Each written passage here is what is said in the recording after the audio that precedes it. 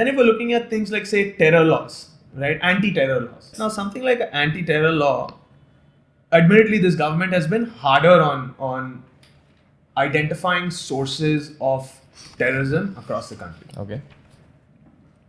We have had a very dark and scary history vis-a-vis terrorism. You and I, having seen it very close, Very even close. in the city, right?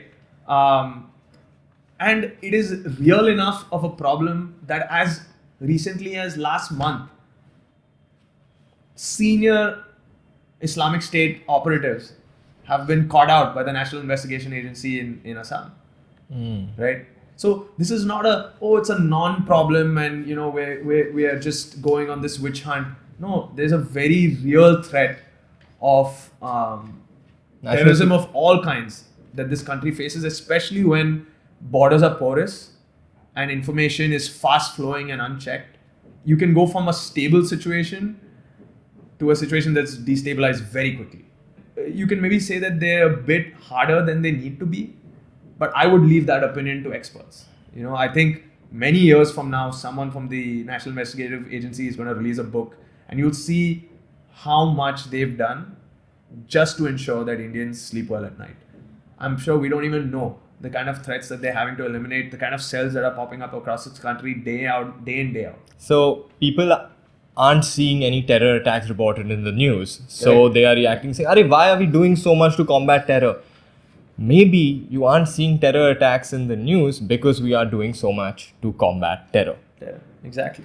And again, I wouldn't like if people link this to like catchier terms that other countries have experienced, that have been used on other countries in the past. Say like America's war on terror. Like this is not that.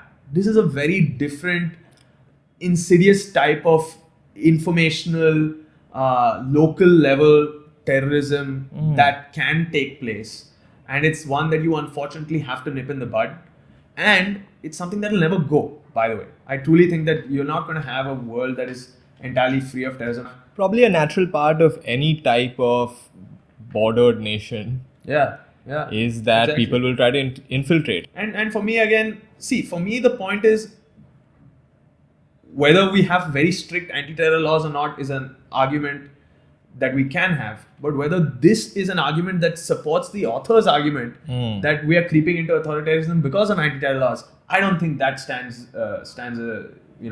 It would need some strong evidence